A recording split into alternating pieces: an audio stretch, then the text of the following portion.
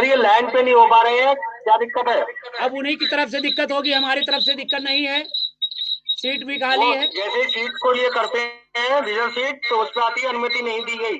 अनुमति दी गई, आप आइए तो अनुमति दे दी गई। अनुमति उन्हीं की तरफ से नहीं होगी, हमारी तरफ से अनुमति है।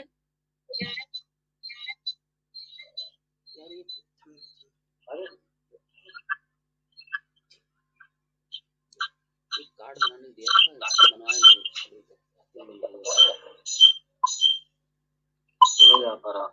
हेलो हिमांशु सर जी, आ नहीं रहे हैं, क्या बात? उनको मैं इनके मोबाइल के पास ही बैठा हूँ, लेकिन इनकी लाइव क्यों नहीं हो पा रही है, मैं समझ नहीं पा रहा हूँ। सर जी एक बार बंद करके फिर से ऑन करें।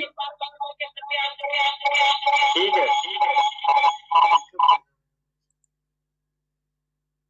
सभी सम्मानित साथियों, हमारे साथ जनता की अदालत में जुड़े हुए सभी बहादुर साथियों को मैं सशत नमन करता हूं, वंदन करता हूं, अभिनंदन करता हूं। बड़ा सौभाग्य है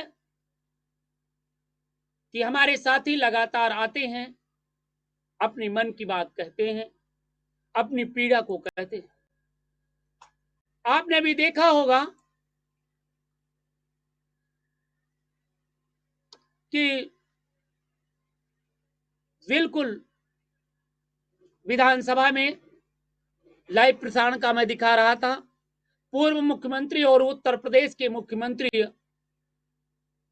पूर्व मुख्यमंत्री अखिलेश यादव द्वारा उत्तर प्रदेश के योगी आदित्यनाथ की सरकार को कटघरे में खड़ा कर रहे थे। और यहां तक कि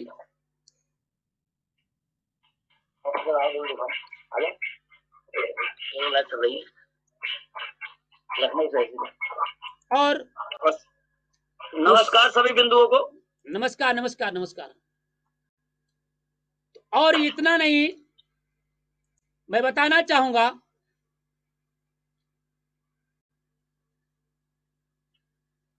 कि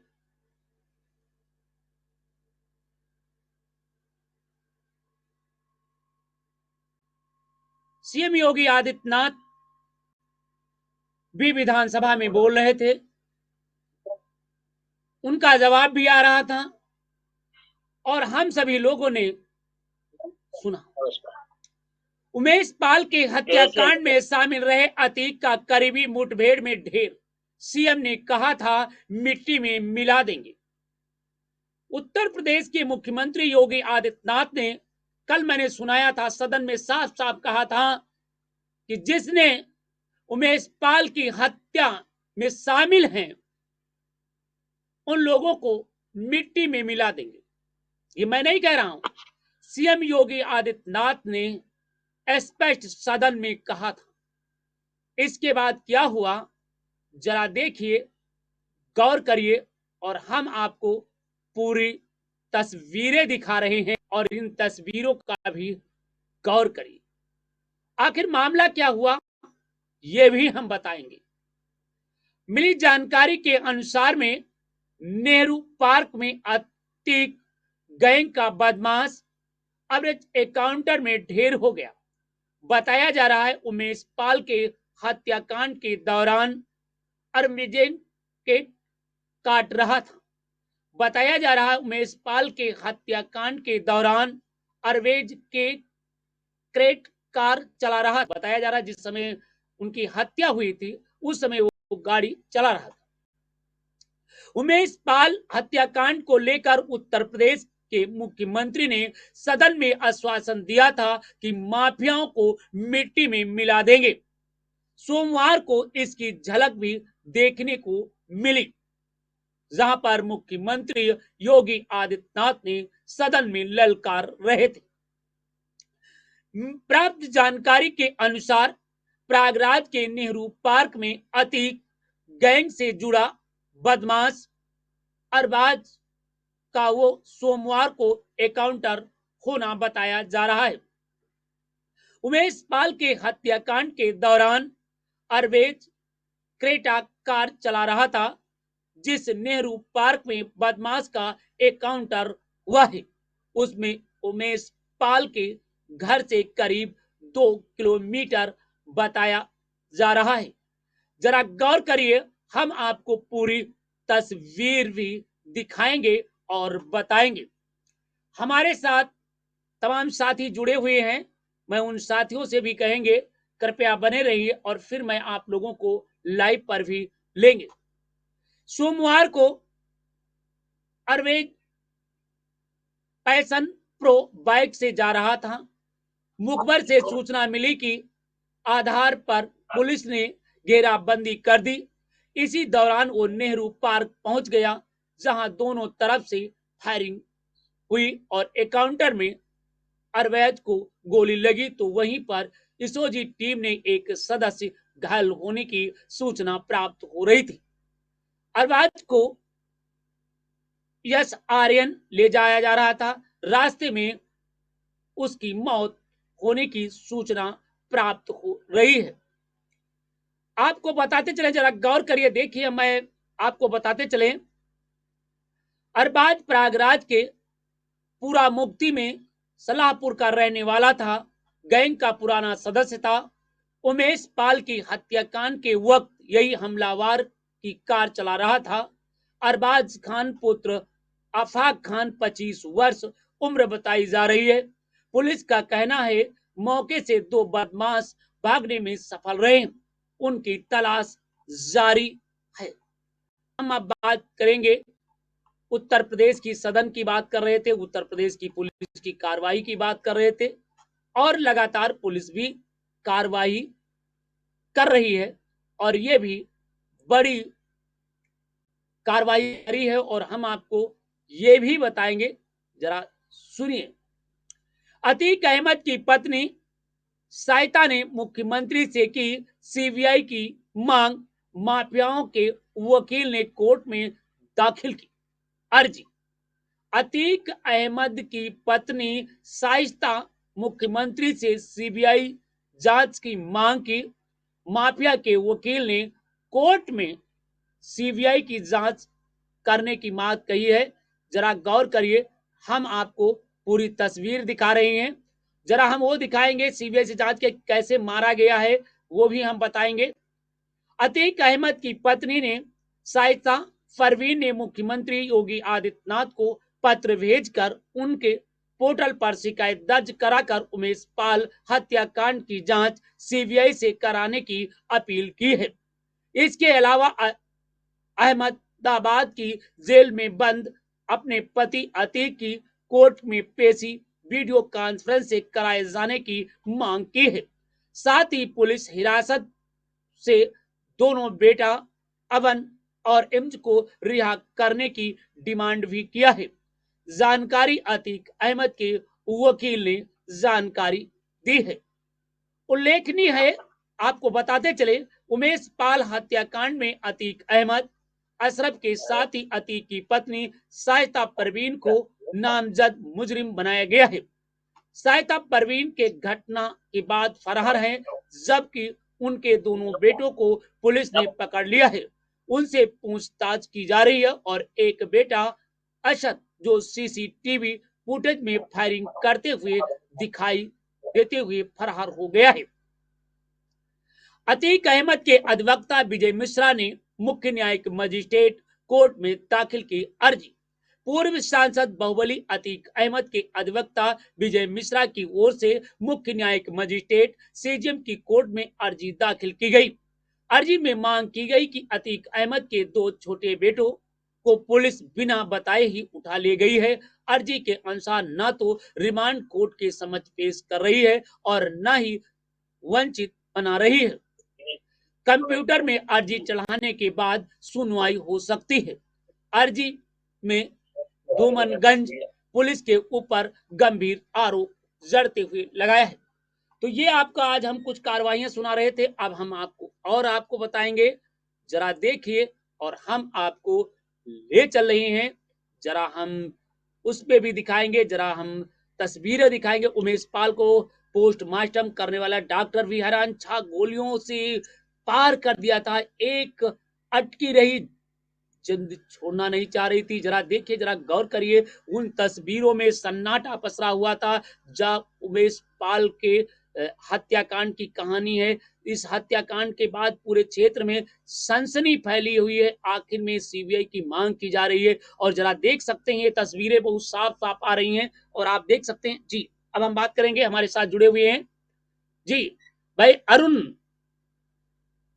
हेलो, नमस्कार भाई साहब। नमस्कार जी, अनवर अंसारी बरेली से बात कर रहा जी अनवर साहब, जी अनवर जी नमस्कार। अनवर साहब बताइए, क्या कहना चाह रहे हैं? हूँ। कई बार मुलाकात हुई, फोन पे बात हो रही थी। आज भी चर्चाओं को लेकर के मुलाकात हो रही। मैंने कहा बड़े भाई लाइव नहीं आ रहे हैं बहुत समय से, नहीं नहीं, क्या बिल्कुल डेली दिक्कत आ रही है? हम लोग डेली आते हैं। कुछ बीच में स्वास्थ्य खराब हो गया था, जिस कारण हम हाँ, लोग यही इसी पे इस कारण नहीं। और दूसरी इसी बात और था कि अपना एक पेपर लॉन्च करना था, और उस पेपर की लॉन्चिंग में आप जानते हैं कि तैयारियां बहुत व्यापक होनी चाहिए, क्योंकि डेली पेपर आपके दो पेपर आ रहे हैं। एक बहुजन संगठक पेपर के नाम से है, दूसरा आपका पेपर आपने देखा होगा अब तक न्याय पेपर दैनिक शुरू हो गया है। तो जी दो पेपरों का बड़ा समावेश करना था, तैयारियां करनी थी। इन तैयारियों में थोड़ा समय लगा, और उन समय के चक्कर में कुछ स्वास्थ्य ढीला था और ठंडक ज्यादा हो रही थी। तो क्योंकि हमारे हिमांशु सर भी बीमार हो गए थे, हमारे अन्य साथी बीमार हो गए थे, इन कारण थोड़ा लेट में आए, मगर फिर भी हम लोग लगातार लाइव पे आ रहे हैं और बड़ी संख्या में लोग लाइव पे आए हैं। और कल भी बड़ी संख्या में जी थे, सभी लोग भागीदारी कर रहे थे, सभी लोगों ने अपने विचार भी रखे। और आज भी आप देख सकते हैं कितने लोग आपके साथ में लाइव कर रहे हैं और तमाम लोग अपने विचार को व्यक्त कर रहे हैं। ये बड़ी स्वतंत्रता है। और मैं सभी साथियों से निवेदन करना चाहूंगा, कृपया लाइव पे कम से कम अपने इस लाइव वीडियो को कम से कम 5 ग्रुपों में एक सौगंध लीजिए, शपथ लीजिए, एक जनहित का काम कीजिए कि 5 ग्रुपों में हम इसे शेयर करें। ज्यादा नहीं, 5 ग्रुपों में, 5 ग्रुपों में यार आसानी से लाइव पे शेयर हो सकता है। लाइव पे लोग बात कर सकते हैं और हमारे बड़े साथी जुड़ रहे हैं। और दोस्तों, मैं चाहूंगा कि एक समस्या को लेकर के लाइव पे आए, एक बात को लेकर के लाइव पर के आए। और मैं ये भी चाहता हूं कि जिस तरीके से पहले जनता की अदालत में हम बात रखते थे, लोग हमसे बात करते थे और हम अधिकारियों से बात करते थे, अगर इस तरीके की अगर आप लेकर के आते हैं तो हम और भी सक्षम होंगे और हम सभी लोग मिल करके एक दूसरे से इस तरीके की समस्याओं को हल करने में सक्षम रहेंगे और उनकी समस्या हल होगी। तो मैं कहना चाह रहा हूं दोस्तों, आज हम बात करेंगे, हमारे साथ भाई जुड़े हुए हैं जी अनवर साहब जी। जी सर। जी मैं चाहूंगा अनवर साहब क्या कहना चाह रहे हैं और जी कैसे इसे और हम आगे जी बढ़ा सके, कुछ सुझाव देने का कष्ट करें। जी जी, मैं कॉन्फ्रेंस पे अपने बड़े भाई को बहुत बहुत बधाई देता हूँ। और मैं इस समय तेज इंडिया न्यूज उत्तराखंड से कुमाऊं मंडल नैनीताल प्रभारी हूँ पूरा। जी और मैं ये चाहता हूँ कि जिस तरीके से आगे मैं देखता हूँ, मैं कवरेज करने जाता हूँ, तो उसमें असल में कई हमारे पत्रकार बिंदु हैं जिनके साथ उत्पीड़न हो रहे हैं। और इतने हम संगठनों से जुड़े हैं, उसके बाद भी हम अपने पत्रकार भाई परिवार को एक सुरक्षित नहीं रख पाते। इसके बारे में थोड़ा सा मैं चाहूंगा आपसे जी क्या कि किस तरीके से जो है हमारा संगठन चल रहा है, तेजी से चल रहा है। तो कम से कम संगठन का एक संगठन का आदमी जब होता है उसमें, तो संगठन के माध्यम वाले एक आदमी जो 10-100 जुड़ा हुआ है, तो कम से कम उसमें 20 आदमी एक साथ हमारे हो तो अच्छा लगता है और दूसरे की मदद करने में भी कुछ हमें लगता है। देखिए, हम आपको ये विश्वास दिलाना चाहूंगा कि जो हमारा ये अंतर्राष्ट्रीय प्रेस परिषद है, हमारा नहीं बल्कि आपका है। और उसमें हम सभी लोग मिल करके अगर किसी की जानकारी मिलती है या किसी के साथ उत्पीड़न होता है या हमें बताता है, तो मैं प्रयास करता हूं कि वो संबंधित अधिकारी से बात करूं, उसे न्याय दिलाने का काम करूं और उसे लगभग न्याय देने का दिलाने का मैं प्रयास करता हूं। चाहे वो सीएम योगी आदित्यनाथ से मिलना हो, चाहे वो डिप्टी सीएम से मिलना हो, चाहे प्रमुख सचिव गृह से मिलना हो, चाहे XYZ किसी अधिकारी से मिलना हो, हम लोग मिलते हैं और लगातार हम बात भी कर रहे हैं। ऐसा नहीं, और महोदय आपने देखा भी होगा। एक जी बोलिए। एक कल थाना मीरगंज, डिस्ट्रिक्ट बरेली का थाना मीरगंज पड़ता है, वहां पे एक पत्रकार को बेवजह बैठा लिया। और जब मैं वहां पहुंचा तो वहां उस पत्रकार से मैंने कुछ बातचीत की, तो उसने कुछ बताया। तो असल में हुआ क्या कि फिर मैं कलेक्टर से बात की और सीओ से बात करके उसको लेके आया। उस पर एक झूठा आरोप लगा दिया गया कि साहब ये जो है, मतलब कोई गलत काम करता है, तस्करी का काम करता है, तो इस तरीके से हमारे पत्रकार भाइयों पर बहुत ही गलत गंभीर आरोप लगा करके उनको वांछित किया जा रहा है। क्यों कि हमारा मीडिया जो परिवार है वो एक सक्षम परिवार है। हाथ में जब वो फील्ड में निकलता है तो पुलिस से ज्यादा तेज चलता है। इस बात को लेकर के प्रशासन किसी भी तरीके से हमारी मदद करने के लिए राजी नहीं है। देखिए, अब मैं कहना चाहूंगा, एक एक कहावत है, चोर चोर मौसेरे भाई। जब हमारा मीडिया, जब हमारा पत्रकार, जब उन खाकी और खादी के गठजोड़ों को पर्दाफाश करता है, अपराध को खुलासा करता है और इन अपराधियों के खिलाफ अपनी कलम चलाता है, तो वही खाकी और खादी के गठजोड़ के चलते हमारे पत्रकारों का शोषण होता है, उन पर झूठे मुकदमे लिखे जाते हैं और यहां तक कि कुछ पत्रकारों को जेल भी भेजने का काम किया जाता है। तो मैं कहना चाह रहा हूं, पहले उस पत्रकार भाई को भी मैं नमस्ते कहना चाहूंगा, धन्यवाद देना चाहूंगा, सुझाव देना चाहूंगा। अरे वो तो पत्रकार है और आपने देखा होगा, एक उसे सीख लेना चाहिए, बहुत सी छोटी सी एक चींटी से सीख लेना चाहिए। अगर आपने एक चींटी को मार करके आप अपने पलंग के पास रख लीजिए, अपने कमरे में डाल दीजिए, सुबह तक देखिए उस चींटी को लादने के लिए कम से कम 100 चींटी आपके दरवाजे पर आ जाएंगी। उस चींटी के पास 100 चींटी आ जाएंगी। और ये भी नहीं तो दूसरा देख लीजिए, आप एक कौवे का देखा होगा, कौवे के मार करके उसे आप एक किसी पेड़ में टांग दीजिए तो पूरी कम से कम 1 कोस तक कौवे कांव कांव करके अपनी संख्या जुटाएंगे और उसका विरोध दर्ज कराएंगे। मगर हमारे पत्रकार भाई, हमारे पत्रकार पशुओं से भी गए गुजरे चले गए। और आप यहां तक नहीं है, आप अभी देखिए सुअर के बच्चे को एक पकड़ लीजिए तो जितने सुअर के बच्चे होंगे वो सब अगर कुछ नहीं कर पाएंगे तो उसे छुड़ाने का प्रयास करेंगे। तो जब एक सुअर से भी गए गुजरे चले गए, एक कौवे से गए गुजरे चले गए, एक जानवर से चले गए, तो तुम किससे बड़े हो? कम से कम अपने पत्रकार भाई की रक्षा के लिए, सुरक्षा के लिए आप क्या कर सकते हो? इसलिए मैं चाहता हूं और पत्रकार भाई से मैं कहना चाहूंगा, वो पत्रकार भाई अपने आप को डीएम से कम नहीं समझता होगा। आज तक वो पत्रकार भाई किसी संगठन से नहीं जुड़ा होगा, केवल अपनी रोजी रोटी कमाता होगा और सभी भाई अपनी अपनी रोजी रोटी कमा रहे हैं। इसलिए कहा है, किसी महापुरुष ने ठीक ही कहा था कि संगे शक्ति कलयुगे। अगर वो आपसे जुड़ा, आपको उसके पास शक्ति आई और उसकी आपकी पीड़ा को सुना और सुनने के बाद आप उसकी गए और उसकी समस्या का हल करने का काम किया। तो मैं कहना चाह रहा हूं, अगर वो जानवर है, नहीं है, इंसान है कोई भी, तो कृपया अपनी एकता को बनाए रखें। और मैं किसी आरोप नहीं लगा रहा हूं, मैं उन सभी भाइयों से कहना चाह रहा हूं जो अपने आप को तुर्रम हिंद कहलाते हैं, जो अपने आप को बड़े पत्रकार कहलाते हैं, जो अपने आप को सक्षम कहलाते हैं। और बहुत से लोग ये कहते हैं कि मैं इससे क्यों जुड़ूं, ये तो संगठन, अभी एक सज्जन ने मुझसे कहा कि सर जी ये तो संगठन आपका है, इसके राष्ट्रीय अध्यक्ष आप हैं। हमने उनसे निवेदन किया, प्रणाम कहा, हमने कहा मित्रवर इसके अध्यक्ष आप हो जाइए, मुझे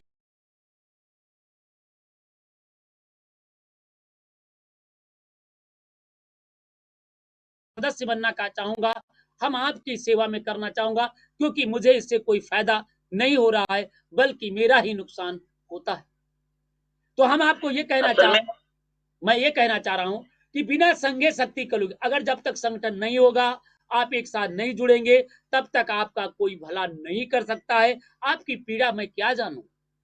जब तक बच्चा नहीं रोता है, माँ उसको दूध नहीं पिलाती है, तो आप तो एक पढ़े लिखे जागरूक व्यक्ति हो, प्राणी हो, आप कितना हो सकते?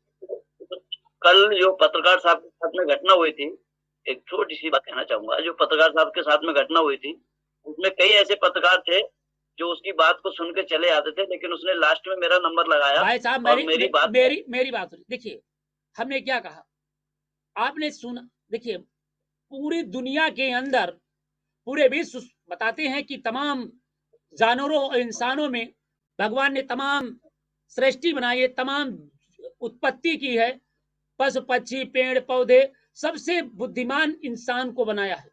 और सबसे बुद्धिमान इंसान में सबसे बुद्धिमान पत्रकार को, वकील को, जज को और हम ही लोगों को बनाया है। और फिर भी हम अपने आप में एकता नहीं बना पा रहे हैं। तो मैं ये कह रहा हूं कि हम आप उन गंवार पशुओं से भी बदतर हैं जो आप एकता नहीं कायम कर पा रहे हैं। तो मैं तो ये कहना चाहूंगा कि आप उनसे भी गए गुजरे हैं। मैं तो ये कहना चाहूंगा, अगर वो पत्रकार ने फोन आपको किया, मान लेते हैं अभी चलो बैठा रखा गया था, तो आपके पास फोन आ गया और आप गए, उसे इंसाफ दिला दिया। मैं तो ये कहना चाह रहा हूं, अगर वो नंबर नहीं होता। उसके बाद में मैंने इसे अपने वाला जो ग्रुप चल रहा है अंतरराष्ट्रीय प्रेस परिषद वाला जी, मैंने उसको बताया बेटा इससे आप जो है बोला ठीक है। मैंने फिर उसको लोड कराया, मैंने उसमें फिर उसकी आईडी वगैरह लगवा के, अब वो मुझसे डायरेक्ट जुड़ गया, मुझसे बड़ा दुआ देता है, कहता है भाई आप जैसे जिस संगठन से आप जुड़े हैं, जिन लोगों से आप जुड़े हैं, मुझे आपका कार्य बहुत अच्छा लगा। और आपने देखा होगा मित्रवर, मेरे देखिए मैं बिना स्वार्थ के पर स्वार्थी काम करता हूं। आपने देखा होगा कोई मेरा स्वार्थ है, किसी से मेरे पैसे की डिमांड है? हम तो ये कहते हैं कि किसी भी पत्रकार के साथ, किसी भी मानव कल समाज के साथ अगर उत्पीड़न हो रहा है तो आप हमें बताएं। और मैं तो अपने आप को धन्य समझता हूं कि एक लोकतंत्र का मैं एक छोटा सा सिपाही हूं और आपके बीच में इस तरीके का काम करना चाहता हूं, जिससे आप लोग मुझे समझते हैं, बताते हैं।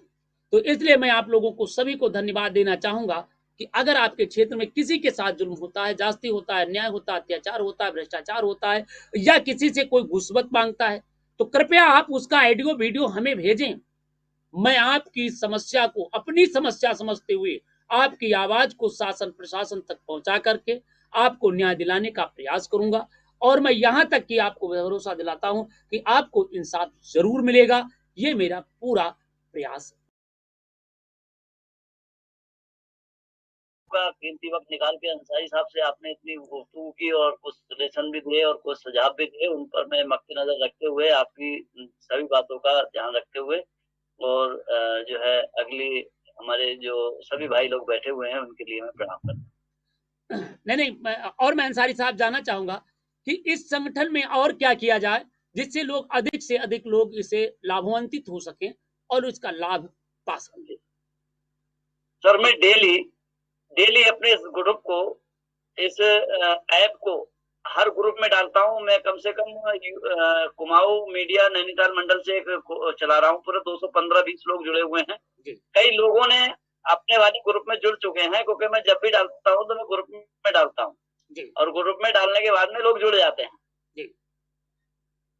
जी, तो अभी ने बताया कि हर सज्जन हमारे साथ जुड़ते हैं और लोग बड़ी तादाद में लोग जुड़ रहे हैं, इसके लिए मैं धन्यवाद देना चाहूंगा।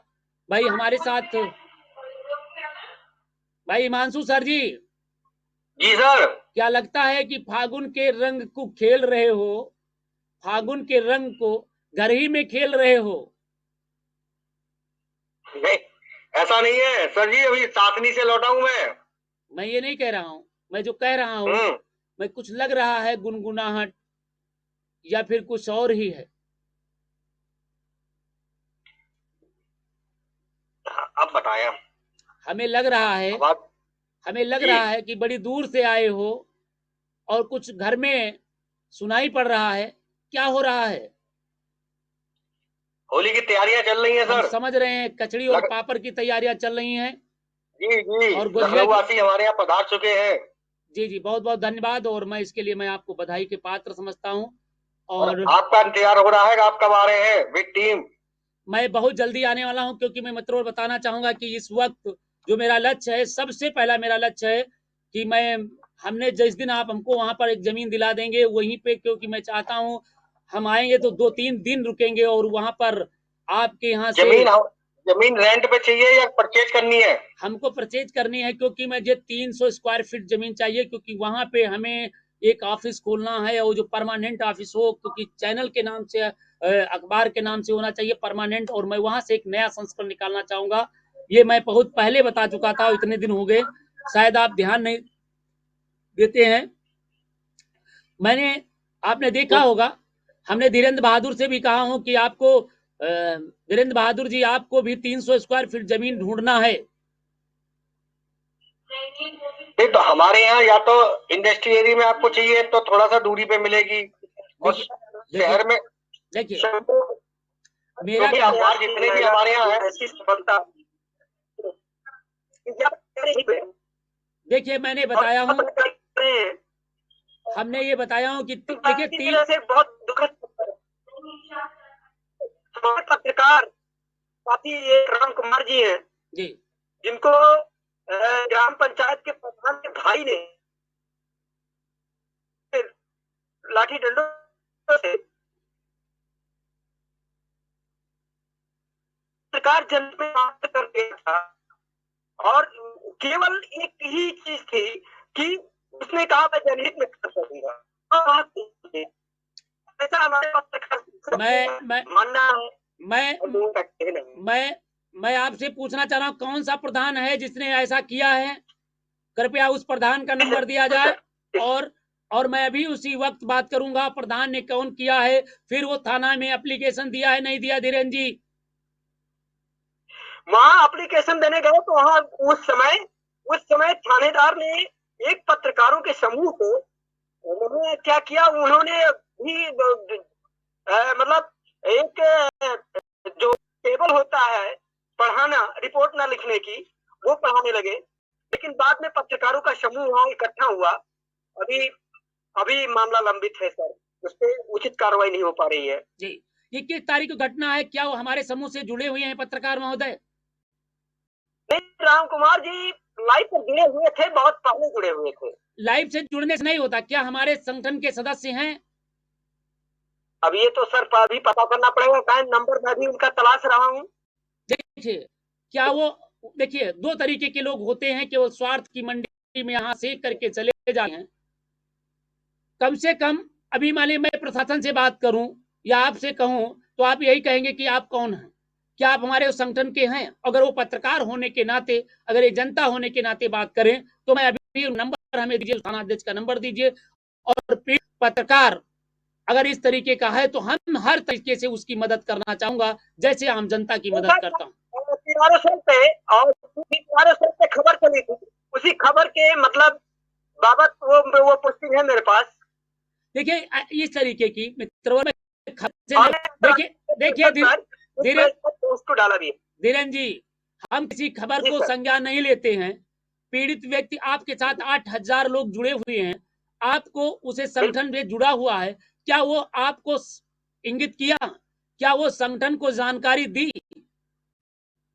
अभी तो संगठन को उन्होंने जानकारी नहीं दिया, लेकिन अब वहाँ कुछ पत्रकार साथी हैं, उन्होंने कहा कि हम जानकारी अब देंगे, अवगत कराएंगे। तो आप जानकारी दें, कृपया उनसे बताइए, वो लाइव पे आए, पूरी जानकारी दें, हमें नंबर दें, और आप भी नंबर दीजिए और बात करिए।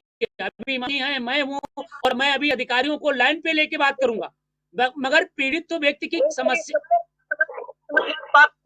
और धीरेन्द्र भाई इस बात का ध्यान रखें, और सभी पत्रकार लोग इस बात का ध्यान रखें कि जो भी किसी पत्रकार के साथ अगर कोई समस्या है तो उस जिले के जो भी अध्यक्ष है, जो भी कमेटी के मेंबर है या जो भी है, उन्हें लिखित रूप में शिकायत दें, ना कि वर्बली रूप में कि हमारे साथ ये हुआ है और ये नहीं हुआ है। लिखित रूप में शिकायत दें और अपना आई कार्ड जो भी है उनका, अगर पत्रकार है तो आई कार्ड की फोटो स्टेट उसमें लगाएं। देखिए बिल्कुल आपको सुनिए, देखिए अगर वो कर रहा है तो वो एक एप्लीकेशन जो थाना अध्यक्ष को लिख के दिया है, उसमें आपको प्रेस, अंतर्राष्ट्रीय प्रेस परिषद के अध्यक्ष के नाम से, सचिव के नाम से, या जिला अध्यक्ष के नाम से, मंडल अध्यक्ष के नाम से, या ब्लॉक अध्यक्ष के नाम से, या अंतर्राष्ट्रीय प्रेस परिषद के नाम से वो एक एप्लीकेशन पर कलम से ही लिख के दे दे, और जिससे हम लोग स्वतः संज्ञान ले सकें। अभी मैं बताना चाहूंगा एक मामले में हम लोगों ने दखलंदाजी किया और वो जाकर के रात में समझौता कर लिया और कहा कि ये तो साहब बिना बुलाए आ गए थे। आपको बताना चाहूंगा, और हमें मुंह खाना पड़ा, मालूम है नहीं मालूम? बिल्कुल सर, समझ रहे हैं। तो मैं चाहता हूं कि देखिए आप एक बड़े लेवल पे काम करना चाहते, आपने देखा होगा पुलिस कहती कि पहले हमको लिख के दो, हम कार्रवाई करेंगे, आपकी मदद करेंगे, जबकि उसका संवैधानिक अधिकार है कि आपको उनका एप्लीकेशन की बात मतलब कर रहे हैं, संपर्क कर रहे हैं। तो और दूसरी बात है, जब तक वो पीड़ित व्यक्ति न जुड़े या जब तक व्यक्ति पीड़ित समस्या न सुने, तब तक हम लोग समझते कि एक कहावत है, सोवत लड़का सुम्बी ले, बाप जाने न महतारी। अब हम लोग उनकी चर्चा कर रहे हैं और वो व्यक्ति हमें और आप नहीं जानता है, न देखता है, न भालता है, न सुनता है, तो ऐसी बात करने से कोई मतलब नहीं है।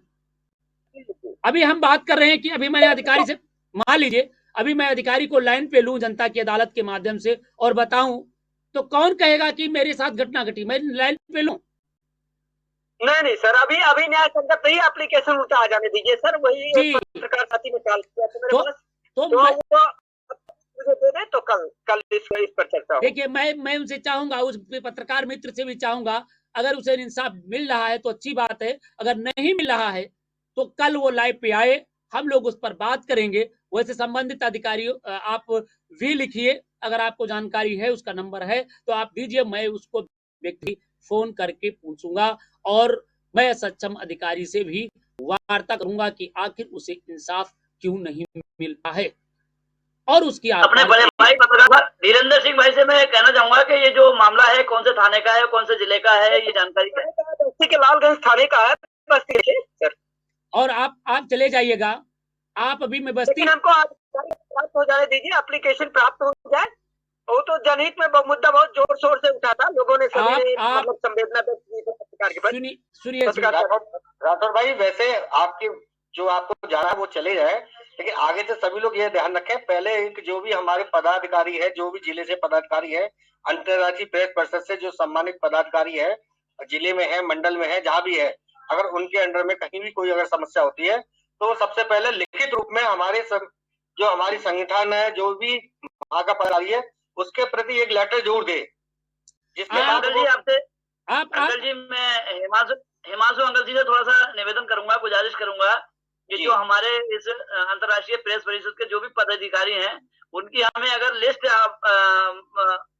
अपडेट करा दी जाए, ताकि हमें पता रहे कि हमारे संगठन के फला अधिकारी फला जगह हैं और ये नंबर है, ये पद है, तो हमें जो है अपने बड़े भाइयों को बाद में डिस्टर्ब करेंगे जब वो हमारे पदाधिकारी जिले के स्तर पे हैं, तहसील स्तर पे हैं, जो भी हैं, उनकी लिस्ट हमें अपडेट हो जाए तो सबसे बेहतर तो ये रहेगा। इसके लिए हम बहुत जल्दी एक व्यवस्था कर रहे हैं। मार्च के बाद हम एक बुकलेट निकालेंगे जो केवल हमारे संगठन से जुड़ी हुई है, और उसके लिए एक हम फीस निर्धारित करेंगे, जिससे कि एक बुकलेट का जो खर्चा आएगा वो जितने भी हमारे मेंबर है उनमें डिवाइड हो जाए। जी देखिए, मैं सभी पत्रकार भाइयों से उसका फोन नंबर, उस जिले का पद का नाम, ये मार्च के बाद, होली के बाद एक प्रक्रिया चालू करने के मेरे मन में है, और ये मैं सोच भी रहा था, क्योंकि एक दूसरे से कांटेक्ट नहीं हो पाता है। चलिए ठीक है, मेरा नंबर सबको मिल जाएगा, लेकिन जिले में कौन कहाँ से है, मुझे भी बहुत सी समस्या होती है कि बाना में किसी से बात करनी है, किसी को बस्ती से बात करनी है, तो अगर मैं फिर देखता हूँ कि हमारे संगठन के आदमी कहाँ है। सर अंकल ऐसा है, देखिए मान लीजिए मैं बरेली डिस्ट्रिक्ट में हूँ, अब जिला बरेली में जिला अध्यक्ष कौन है पता चला, तहसील का स्तर का मामला आ गया, कोई तहसील में रिपोर्टर शर्मा जी है, शर्मा जी। जी तो इस तरीके से लिस्ट अगर बन जाएगी, देखिए तो सबसे बेहतर रहेगा। अभी बिल्कुल नहीं, कार्ड ये है, हिमांशु सर ने बहुत बढ़िया बताया है।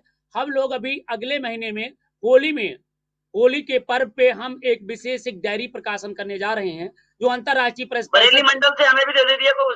सर एक चीज और बता दूं मैं आपको कि उसी में वो लोगों का भी होगा, क्योंकि अभी तक सब लोगों ने ये कह रखा कि पद ले लिया है, हमने कोई फीस ही नहीं ली है, हमने सबको फ्री में अपना जोड़ रखा है, लेकिन अब जो पद लेगा उसको एक जिम्मेदारी भी मिलेगी, और उस जिम्मेदारी के साथ उसको निभाना भी पड़ेगा, जब भी उसका नाम उसका एंट्री होगा। ये नहीं है कि आज बुक में एंट्री हो गया और उसके बाद वो नमस्ते कर गया और हम उसे देखते फिर रहे कहाँ गया। अंकल जी, मैं अंतर्राष्ट्रीय मानवाधिकार एसोसिएशन में सेक्रेटरी मीडिया प्रभारी हूँ, लेकिन आवश्यकता ये होता है कि मैं समाज सेवा के तौर पर भी लोगों की मदद करने के लिए सक्षम रहता हूँ। और अपने बड़े भाइयों की लिस्ट, उन लोगों ने लिस्ट दे रखी है मुझे टेलीफोन नंबर के साथ। शाहजहांपुर में जाओ तो शाहजहांपुर में फला अधिकारी बैठा है, मुरादाबाद में फला अधिकारी बैठा है, तहसील मीरगंज में फला बैठा है, तहसील अमला में फला बैठा है, आप जिला में है तो जिले स्तर से इस तरीके से देखिए उनका काम करने का तरीका अलग है, हमारा भी काम करने का तरीका अलग है। शायद जिस आप संस्था से जुड़े हों, शायद इस तरीके जैसे हम लाइव पे बात कर रहे हैं, कोई आपसे बात नहीं कर रहा होगा। मैं वही तो कह रहा हूँ, हमारा ये सबसे बेहतर हमारा संगठन है, और हम इस संगठन को ज्यादा से ज्यादा आगे बढ़ाने के लिए और मैं सभी अपने पदाधिकारियों से निवेदन करूंगा, गुजारिश करूंगा कि इसकी लिस्ट जल्दी से जल्दी तैयार करा दें। और दूसरी बात मैं कहना चाहूंगा कि उसमें अधिक से अधिक पत्रकारों के नाम भी, उनके मोबाइल नंबर भी मैं हर जनपद का दूंगा, और उसमें देने का तैयारी कर रहा हूँ, और हर जनपद की मैं लिस्ट को बहुत जल्दी प्रकाशन करूंगा। इस पर आपको ज्यादा बहस करने की जरूरत नहीं। पत्रकार लोग जो भी हमारे साथ सुन रहे हैं और जो भी है, उनके सबके पास नोटिस भी पहुंचेगा एक कि जिन्होंने अगर अपनी फीस अंतर्राष्ट्रीय प्रेस परिषद की एक सदस्य शुल्क जो है, वो जो बुक्स खर्चा आएगा, जो उसमें खर्चा आएगा, उसमें बुक्स के रूप में एक शुल्क, मतलब बिल्कुल ठीक है, छोटा सा शुल्क बिल्कुल ठीक है, वो देना पड़ेगा, क्योंकि संगठन सिर्फ राष्ट्रीय अध्यक्ष जी के ऊपर नहीं चलेगा, संगठन हम लोगों के ऊपर चलेगा। संगठन को हम चलाएंगे, संगठन हम हम चलाएंगे, संगठन कैसे चलेगा। हमारे राष्ट्रीय अध्यक्ष तो भाई हमें बताएंगे कि आपको ऐसे चलना है, तो हम तो वैसे ही चलेंगे ना। बिल्कुल तो इसलिए कि हम चाहते हैं कि हम अपने राष्ट्रीय अध्यक्ष जी को भी ज्यादा लोड ना डाल के हम सब भाई मिलके इस संगठन को आगे बढ़ाएं और ज्यादा से ज्यादा इस संगठन की भूमिका को बढ़ाते हुए ज्यादा से ज्यादा लोगों को जोड़ें, ताकि हमारे संगठन को नए बातें और उनकी मदद सोच मिले। रखा था कि होली के बाद हम बुक्स निकालेंगे जिसमें कि इसमें रेगुलर रखेंगे और ये हर 3-4 महीने बाद रिन्यू हुआ करेगी। अगर कोई हमसे छूट जाता है छूट के तो उसको भी हटा दिया जाए, उसकी जगह दूसरा आ जाएगा तो उसका फोन नंबर उसमें ऐड हो जाएगा। दूसरी और बात, कोई ऐसी जगह खाली हो तो छोटे भाई को सेवा का मौका दे दें। बिल्कुल बिल्कुल। और दोस्तों मैं बताना चाहूंगा, जो लोग काम करना चाहते हैं, जो लोग काम करना चाहते हैं संगठन की तरफ से, मैं इस पर और कल से काम करना शुरू करूंगा। कृपया वो सभी लोग जो काम जहां से करना चाह रहा है, और एक नंबर है 9454325236 पे अपना पूरा विवरण और बायोडाटा भेज दें, जिससे मैं आप लोगों को नाम उस डायरी में जोड़ सकें। ये मैं चाह रहा हूँ। चलिए नंबर बताइए सर थोड़ा सा। ये देखिए लिखा हुआ है 9454325236 से मैंने मैसेज कर दिया हूँ। इस मैसेज पे अपना पूरा विवरण भेज देंगे, ताकि मैं आप लोगों को लिस्ट जो तैयार की जा रही है 9454 325236 देखिए लिखा हुआ है, नीचे लिखा हुआ है मैसेज में, आप देखिए आप ही के उस पर ओके, लिखा हुआ है। ओके। तो जो आदमी जहां से हाँ जुड़ना, ओके ओके आ जो गया। जो जो जहां से जुड़ना चाह रहा है, मैं उसे स्वागत करता हूं और सभी का लिस्ट में बड़ी जल्दी तैयारी कर रहा हूं और लिस्ट अगले अंक तक मैं आपको उपलब्ध करा दूंगा। ये मेरी पहले से ख्वाहिश थी और ये ख्वाहिश हिमांशु सर ने उसमें बहुत अच्छा सुझाव दिया और मैं आपको लिस्ट उपलब्ध कराऊंगा। जो भी बंदा, मैं चाहूंगा कि हर बंदे, हर जिम्मेदार व्यक्ति जो हमारे साथ सुन रहे हैं, वो 10-10 लोगों के, ईमानदारी से 10-10 लोगों के नाम किस अखबार में, किस चैनल में काम कर रहे हैं, उन अखबार के नाम, उन चैनल के नाम आप लिख करके हमें दे दें, जो हमारे संगठन से जुड़ना चाहते हैं, ताकि उनका नाम हम प्रकाशन कर सकें। तो मैं इस सुझाव के लिए अपने सभी पदाधिकारियों को बहुत बहुत बधाई देता हूं और मैं चाहता हूं कि ये संगठन हम लोग सब मिलके आगे बढ़ाएं, ताकि इस संगठन से हमें लोगों को मदद मिले। बिल्कुल बिल्कुल। और मैं ये चाहूंगा, ऐसा संगठन आपको जिंदगी में, मैं सभी पदाधिकारियों से गुजारिश करूंगा कि इस तरीके का संगठन ऑनलाइन आने वाला और कॉन्फ्रेंस करने वाला, या हमारे लाइव सीधी लाइव चल रही है उस पर कोई भी संगठन ने आज तक इतनी भूमिका नहीं निभाई है जिस तरीके से ये मतलब जो है संगठन हमारा ऑनलाइन होकर के हमें शिक्षा और हमें जो है इसकी जानकारी देता है मीडिया के बारे में। तो मेरे भाइयों सभी से मेरा गुजारिश है कि आप इस संगठन में जुड़े हैं तो इसके लिए कुछ करें। जब कुछ करेंगे तभी आगे चल के आपको कुछ मिलेगा। कहते हैं ना कि बच्चा जब छोटा होता है तब भी उसकी इतनी इज्जत होती है और जब बड़ा हो जाता है तब भी उसकी उतनी इज्जत होती है। नहीं सर, आज हम पहले भी छोटे थे और आज भी हम छोटे हैं। हमारा संगठन 72 संगठन बन चुके थे और ये मेरी प्रतिज्ञा थी मेरी और सर की कि 73वां संगठन हमारा, 74 में हम नहीं बनने देंगे। 74 संगठन कोई सा भी नहीं होने देंगे। और आज 72 संगठन इस बात पे मजबूर हो गए हैं तो 72 छोड़ के हमारे संगठन 73 में आने को तैयार है। बड़ा बड़ा धन्यवाद भाई को। और मैं बताना चाहूंगा मित्रवर, जितने हमारे संगठन के पदाधिकारी हैं, जितने हमारे संगठन के संघर्षशील हैं, जितने हमारे संगठन के कर्मठ ईमानदार व्यक्ति हैं, आज पूरे हर संगठन अपने संगठन से तुलना कर रहा है। आपको बताते थे 72 संगठन जो हमारे बने हुए, 71 संगठन बन गए थे, हमने 71 संगठन इस बात की चर्चा कर रहे हैं कि आखिर में ये संगठन बना कितनी जल्दी, और 8000 लोग इस संगठन में रातों रात जुड़ गए। इस बात को लोगों को चकोट रहा है, इस बात को लोगों को दर्द कर रहा है, इस बात में लोगों को सता रहा है, भूमिका सता रही है कि आखिर में ये संगठन इतनी जल्दी बढ़ा कैसे। ये संगठन इसलिए बढ़ा ज्यादा कि ये गरीबी से पला है, गरीबी से बड़ा है और गरीबी में रहेगा तो हमेशा हमारा संगठन का नाम रहेगा। और इसके लिए मैं धन्यवाद देना चाहूंगा। हमारे साथ हम तो एक चौकीदार की तरह काम करता हूं, और गरीबी अमीर तो आप लोग होते हैं, क्योंकि मैं तो ना तो गरीब हूं ना तो मैं अमीर हूं, मैं तो आपका चौकीदार हूं। चौकीदार का मतलब है जगाते रहो, और हम तो जगाने का ही हमने प्रतिज्ञा किया। और भीष्म पितामह जी ने, जो आपके सामने बैठे हुए हैं, इनका एक प्रतिज्ञा है कि मैं अब 74वां संगठन नहीं बनने दूंगा, 73वां संगठन नहीं दूंगा। 72 बन चुके हैं, अब हम 73वां संगठन नहीं बनने दूंगा। और बनेगा तो मैं वादा करता हूं कि जिस तरीके से अंतरराष्ट्रीय प्रेस परिषद लोगों से दिल ठोक के बात कर रही है, डंके की चौक पर बात कर रही है, लाइव पे बात कर रही है, आज हमारे तमाम साथी बात कर रहे हैं, शायद ऐसा कोई संगठन नहीं होगा जो जिस ललकार करके जिस तरीके से बात कर रहा है, कोई कर रहा हो, अगर कोई कर रहा है तो कृपया बता दो। बिल्कुल ठीक बात है आपकी और इस बात से मैं सहमत हूँ। और दूसरी बात मैं कहना चाह रहा हूँ, हमारे संगठन में बहुत मेहनत किया आपने और यहाँ तक हम लोगों को लेके आए आप और हम लोग आपसे जुड़े हैं, तो ये संगठन आपका नहीं हमारा है जी। और दूसरी बात मैं कहना चाह रहा हूँ दोस्तों, इस राष्ट्रीय, इसका ये न कहो कि राजेश कुमार सिद्धार्थ अध्यक्ष है, इसके अध्यक्ष आप हैं, इसके मालिक आप हैं, इसके मुखिया आप हैं।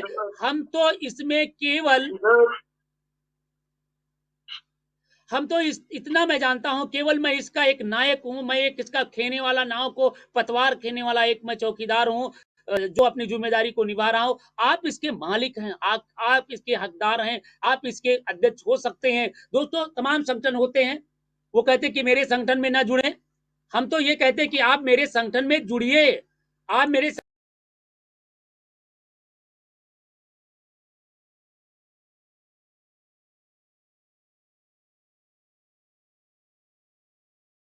के साथ आप आइए, मुझसे बात करिए, हम सभी लोग मिल करके एक साथ लड़ाई लड़ेंगे, एक साथ डंके